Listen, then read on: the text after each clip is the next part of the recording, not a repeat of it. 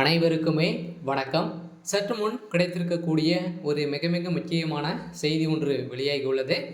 சற்று முன் உதயநிதிக்கு மீண்டும் சிக்கல். திமுக அமைச்சர்கள் உதயநிதிக்கு எதிராக எதிர்ப்பு கொடி, இது மாதிரி செய்திகள் வெளியாகி இருக்கு.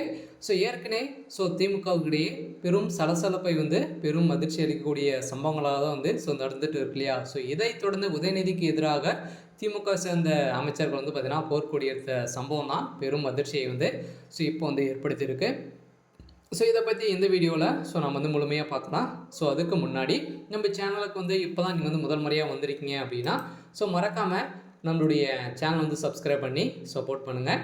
வாங்க வீடியோக்குள்ளே போகலாம். பார்த்தீங்கன்னா உதயநிதிக்கு எதிராக செயற்குழுவில் பார்த்தீங்கன்னா திருச்சி சிவா அவர்கள் பேசிய சம்பவம் தான் இப்போ திமுகவிடையே பெரும் சர்ச்சைக்குரிய பேச்சாக தான் இப்போ பேசியிருக்க நிலையில் உதயநிதிக்கு ஒரு மிகப்பெரிய சிக்கலாகவும் வந்திருக்கு இல்லையா. ஏற்கனவே உதயநிதி ஸ்டாலின் அவர்கள் துணை முதல்வராக பதவியேற்று தான் திமுக சேர்ந்த அமைச்சர்களுக்கு மூத்த அமைச்சர்கள் இருக்கும் போதே பார்த்திங்கன்னா எதிராக அவசரமாக எடுக்கப்பட்ட முடிவு அப்படின்ற மாதிரி பார்த்திங்கன்னா இப்போ திமுகவில் ஒரு மிகப்பெரிய சர்ச்சையாக தான் வெடித்து வரும் நிலையில் உதயநிதிக்கு துணை முதல்வர் பதவி வழங்கப்பட்டதற்கு திமுக சேர்ந்த செயற்குழுவில் திருச்சி சிவா எதிர்ப்பு தெரிவித்ததாக வைரல் கார்டு ஒன்று பரவி வரும் நிலையில்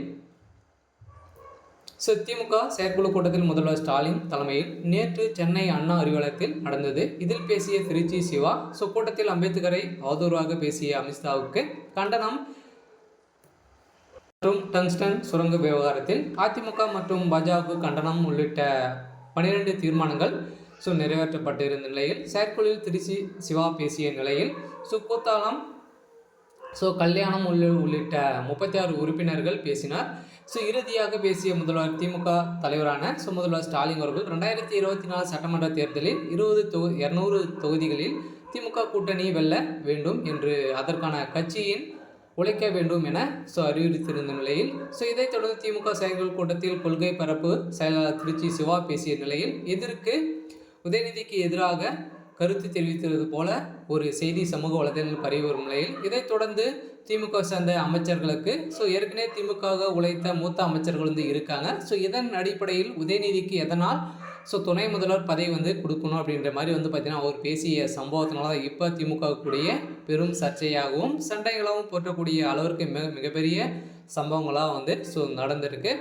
இதன் அடிப்படையில் திமுக வெடித்த ஒரு மிகப்பெரிய கலவரமாக தான் பார்க்கப்பட்ட ஒரு நிலையில் திருச்சி சிவாவுக்கு நிறைய எதிர்ப்புகள் வந்திருக்கும் நிலையில் திமுகவில் இப்போ சமீப காலத்தில் பார்த்திங்கன்னா பெரும் எதிர்ப்புகள் வந்திருக்கும் நிலையில் தான் இப்போ உதயநிதி ஸ்டாலின் அவர்களுக்கு அவருடைய பதவிக்கும் மீண்டும் ஒரு மிகப்பெரிய சிக்கலாக வந்திருக்கு. இருந்தாலும் என்ன செய்ய போகிறாங்க அப்படின்றத வெயிட் பண்ணி பார்க்கலாம்.